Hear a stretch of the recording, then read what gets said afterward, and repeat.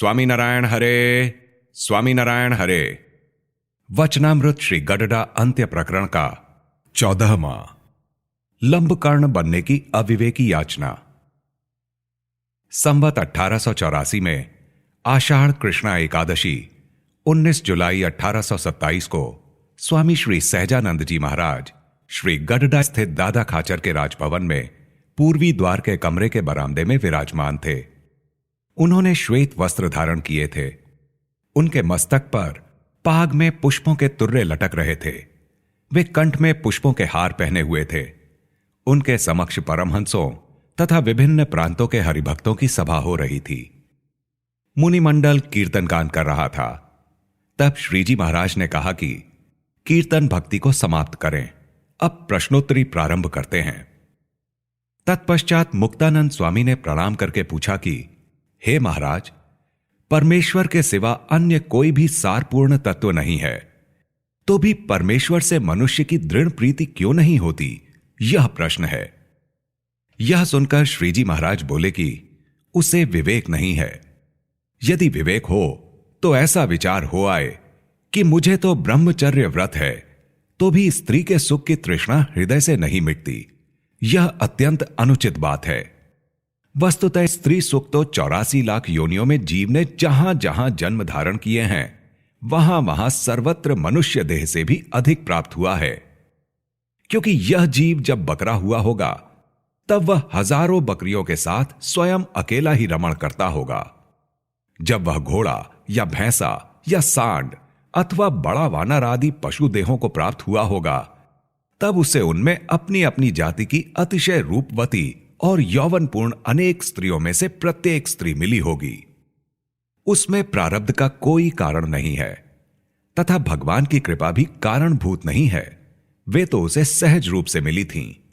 और अब भी यदि वह भगवान का भजन नहीं करेगा, तो भी उसे विभिन्न योनियों में जाने पर अनेक स्त्रियां प्राप्त होंगी, जिनके लिए उस जीव को किसी देवता की सेवा पूजा भी नहीं करनी पड़ेगी और किसी मंत्र का जप भी नहीं करना पड़ेगा।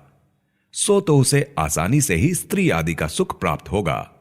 और इस जीव ने कई बार तो देवता होकर देवलोक के भी सुख भोगे हैं और कई बार चक्रवर्ती राजा होकर पृथ्वी पर भी अनेक प्रकार के सुखों का उपभोग किया है।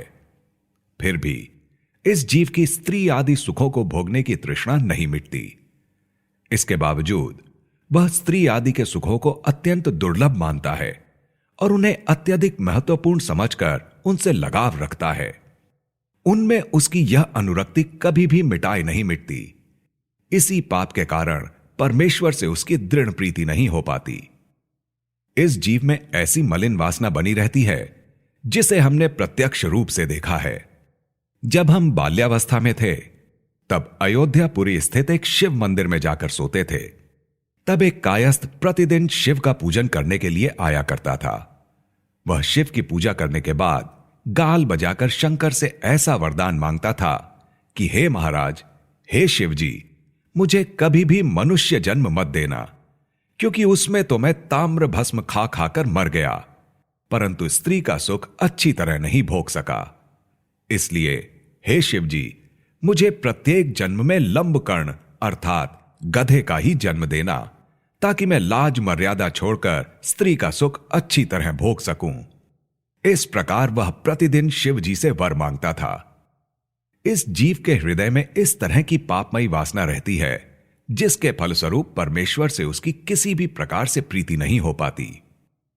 तब मुक्तानंद स्वामी ने पूछा कि हे महाराज, जिसमें ऐसा अतिशय अविवेक हो, उसके हृदय में भगवान के प्रति प्रीति नहीं होती, परंतु जिसे यह प्रतीत होता हो कि भगवान समस्त सुखों के निधि हैं तथा भगवान के सिवा अन्य वस्तुएं केवल दुखदाई हैं, तो भी उसे भगवान के प्रति प्रीति नहीं होती। इसका क्या कारण है? तब श्रीजी महाराज बोले कि पूर्व जन्म अथवा इस जन्म में किसी अत्यंत अशुभ देश, काल, संग तथा क्रिया के साथ उस जीव का संबंध हो गया है। इसी कारण उसके कर्म अत्यंत तीक्ष्ण हो गए हैं तथा उसका चित्त उन दुष्कर्मों से लिप्त हो गया है। अतः वह मनुष्य सार असार का ज्ञान रहने पर भी असार का परित्याग करके सार रूप जो परमेश्वर, उनसे दृढ़ प्रीति नहीं जोड़ पाता। और जैसे अशुभ देश, काल, क्रिया और संग के योग से घोर दुष्कर्मों का प्रभाव उसके चित्त से सट गया है, ठीक वैसे ही अतिशय पवित्र देश, पवित्र काल, पवित्र क्रिया एवं पवित्र संग के संबंध से यदि अत्यंत उत्कृष्ट सुकृत कर्मों का संयोग प्राप्त हो तो उन शुभ पुण्य कर्मों से तीक्ष्ण पाप कर्मों का नाश हो जाता है। तब उसे परमेश्वर के प्रति दृढ़ प्रीति हो पाती है। इस प्रश्न का यही उत्तर है। तत्पश्चात अयोध्या प्रसाद जी ने पूछा कि एक भक्त तो ऐसा है जिसकी बुद्धि भी अधिक है और शास्त्रों में भी उसकी अधिकाधिक दृष्टि पहुंचती है, और अन्य भक्त वह है जो अल्प बुद्धि है तथा उसे शास्त्रों का भी अधिक ज्ञान नहीं है। फिर भी अधिक बुद्धिमान भक्त सत्संग से विमुख हो जाता है, जबकि अल्प बुद्धि वाला दृढ़तापूर्वक सत्संग में बना रहता है। इसका क्या कारण है? तब श्रीजी महाराज बोले कि इस संसार में दैवी और आसुरी ऐसे दो प्रकार के जीव होते हैं। इनमें से आसुरी जीव अधिक बुद्धि होने पर भी सत्संग से विमुख ही रहता है, जबकि दैवी जीव अल्प बुद्धि होने पर भी सत्संग से कभी भी विमुख नहीं होता। जैसे कि मिर्ची, नीम अथवा बचनाक के बीजों को भूमि में बोकर प्रतिदिन चीनी मिश्रित जल से भी सींचा जाए, फिर भी मिर्ची तीखी ही होगी तथा नीम कड़वा ही होगा तथा बचनाग जहरीला ही होगा। वह इसीलिए कि उसके बीज ही विकृत होते हैं। उसी तरह यदि गन्ने को बोकर उसमें नीम की पत्तियों का खाद डाला जाए और उसे कड़वे पानी से सींचा जाए तो भी गन्ने का रस मीठा ही रहेगा। उसी प्रकार दैवी जीव भगवान के सम्मुख ही रहते हैं और आसुरी जीव उनसे विमुख ही रहते हैं। तब शुक मुनि ने पूछा कि दैवी तथा आसुरी जीवों को किस प्रकार पहचाना जाता है? तब श्रीजी महाराज ने कहा कि दैवी जीव के काम, क्रोध, लोभादि दोष अशुभ देश कालादि के संबंध से होते हैं, परंतु यदि उनको शुभ देश कालादि का योग उपस्थित हो गया तो उनके दोषों का थोड़े ही समय में विनाश हो जाता है। और आसुरी जीव में जो काम, क्रोध, लोभादि दोष होते हैं उनका कभी भी नाश नहीं होता। उससे यदि एक बार भी कठोर वचन कहा हो तो वह जीवित रहने तक उसे नहीं भूल सकता। यदि वह आसुरी जीव सत्संगी हुआ तो सबकी अपेक्षा श्रेष्ठ हरिभक्त दिखाई पड़ता है। जैसे गुजरात के एक प्रांत भाल प्रांत में पहले समुद्र था और मिट्टी जम जाने से वहां की भूमि में मिठास फैल गई है, सो जहां तक उस मिट्टी की परत हो वहां तक खोदने पर मीठा पानी निकलेगा। अगर उससे अधिक गहरा खोदा जाए तो वहां से समुद्र जैसा खारा पानी ही निकलेगा। उसी प्रकार आसुरी जीव यदि हरिभक्त हुआ हो, फिर यदि उसकी रुचि को मोड़कर उससे थोड़ी भी छेड़छाड़ की गई तो वह पहले की गई साधुजनों की सेवा से लाख गुना अधिक द्रोह करता है, फिर भी उसके मन में संतोष नहीं होता। तब मुक्तानंद स्वामी ने पूछा कि हे महाराज, आपने कहा कि हरिभक्त हुए आसुरी जीव की रुचि के अनुकूल जब तक बर्ताव किया जाए तब तक तो वह सत्संगी रहता है, और यदि उसकी इच्छा के अनुकूल कोई बात नहीं हुई तो वह सत्संग से विमुख हो जाता है। किंतु जब तक वह विमुख ना हुआ हो और इस बीच यदि उसका शरीर छूट जाए तो वह आसुरी रहता है या दैवी बन जाता है। इसका उत्तर देते हुए श्रीजी महाराज बोले कि वह आसुरी जीव जब तक सदाचारण करता रहा हो उस समय तक यदि उसका देहांत हो गया तो वह दैवी बन जाता है और भगवान की भक्ति करके परम पद को प्राप्त करता है। उस समय नृसिंगानंद स्वामी ने पूछा कि नवधा भक्ति में श्रेष्ठ भक्ति कौन सी है? तब श्रीजी महाराज बोले कि जिस भक्ति से भगवान में दृढ़ स्नेह हो जाए वही भक्ति उन नवधा भक्ति में से उसके लिए श्रेष्ठ है। फिर गोपालानंद स्वामी ने पूछा कि जिसकी बाल्यावस्था अथवा युवावस्था हो उसे कैसे पुरुष का संग करना चाहिए? श्रीजी महाराज बोले कि जो वयोवृद्ध भी हो तथा जिसमें धर्म, ज्ञान और वैराग्य दृढ़ हो तथा भगवान से प्रीति भी अटल हो, ऐसे पुरुष का संग उन दोनों को स्नेहपूर्वक करना चाहिए। अब नाजा जोगिया ने पूछा कि एक व्यक्ति को क्रोध द्वारा भगवत चिंतन होता रहता है, दूसरे का भय के कारण भगवान में मन लगा है, और तीसरे का स्नेह भाव से भगवान में मन लगा है। इन तीनों में से कौन सा भक्त श्रेष्ठ है? श्री जी महाराज बोले कि भगवान में जिसका मन स्नेह भाव पूर्वक लग गया है वही श्रेष्ठ है। तब शिवानंद स्वामी ने पूछा कि भगवान का भक्त होने पर भी जिसे श्री जी महाराज के कथनानुसार सार असार का विवेक ना हो और वैराग्य भी ना हो, तो उसे वैसी विवेकशीलता तथा भगवान के सिवा अन्य वस्तुओं के प्रति वैराग्य भाव कैसे हो सकता है? श्री जी महाराज बोले कि पहले से ही यदि भगवान से दृढ़ स्नेह हो जाए तो विवेक एवं वैराग्य स्नेह के योग से प्रकट हो जाते हैं।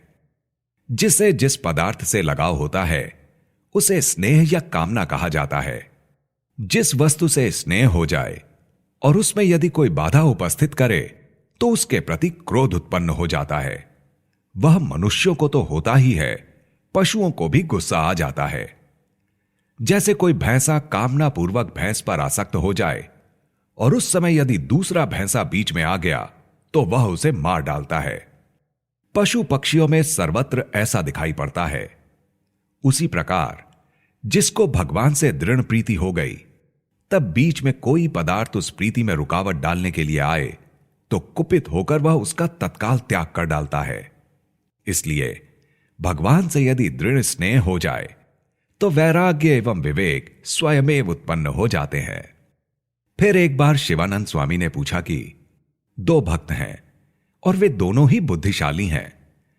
इनमें से एक भक्त तो परमेश्वर के वचनों को विश्वास पूर्वक यथावत मान लेता है तथा दूसरा भक्त भगवान के वचनों का केवल उतना ही पालन करता है जितना उसकी बुद्धि उसे मान्य करती है। तब इन दोनों में से कौन सा भक्त श्रेष्ठ है? तब श्री जी महाराज बोले कि विश्वास करने वाला भक्त ही श्रेष्ठ है। यही बात राम कथा में रामचंद्र जी ने कही है कि जो भक्त मुझ पर दृढ़ विश्वास के साथ निर्भर रहता है उसकी रक्षा मैं उसी प्रकार करता हूं जिस तरह कोई माता अपने बच्चे की रक्षा करती है। इसलिए विश्वासी भक्त ही श्रेष्ठ है। अब आत्मानंद स्वामी ने पूछा कि मन में तो यही निश्चय रहता है कि जीवन पर्यंत हमें परमेश्वर की रुचि के अनुसार ही रहना है, फिर भी ऐसा क्या किया जाए जिससे हम पर परमेश्वर तथा संत को विश्वास हो जाए?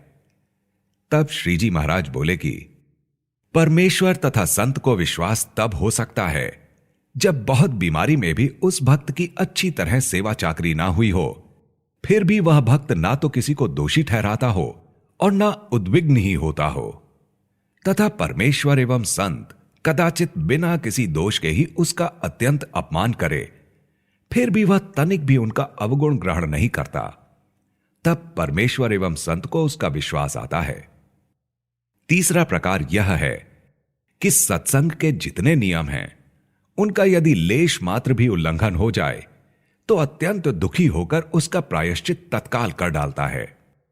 मन में यदि लेश मात्र भी कोई कुसंकल्प उत्पन्न हो गया तो उसे उतने ही दुख एवं त्रास की अनुभूति होती हो जितना कष्ट तथा दुख किसी को पंचव्रतों के भंग होने पर हुआ करता है।